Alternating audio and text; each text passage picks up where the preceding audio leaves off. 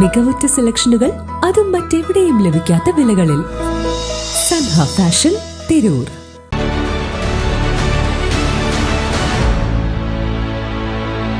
നമസ്കാരം, better news on ടൈമിലേക്ക് സ്വാഗതം. കല്യാണം ഇനി വേറെ level. Basid wedding mall, Basid arcade, Poongottukulam, Tirur.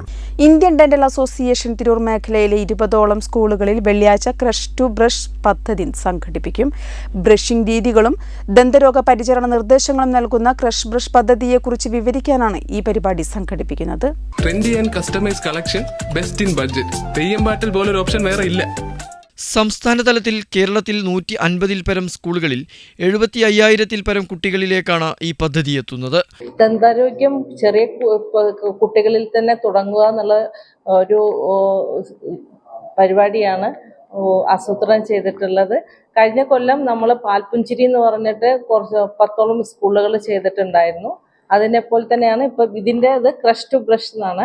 അപ്പോൾ പല്ലും പേസ്റ്റും ബ്രഷും തമ്മിലുള്ള ഒരു ബന്ധം കുട്ടികൾക്ക് എങ്ങനെയാണ് അത് പറഞ്ഞ് മനസ്സിലാക്കി കൊടുക്കാൻ വേണ്ടിയിട്ടാണ്. പിന്നെ കുട്ടികളുടെ പല്ലുകളുടെ കേടുകളൊക്കെ കുട്ടികൾ നന്നായിട്ട് ദന്താരോഗ്യം സംരക്ഷിക്കാൻ വേണ്ടിയിട്ടൊക്കെ കൂടിയിട്ടാണ് ഈ പ്രോഗ്രാം നമ്മൾ പരിപാടി നടത്തുന്നത്.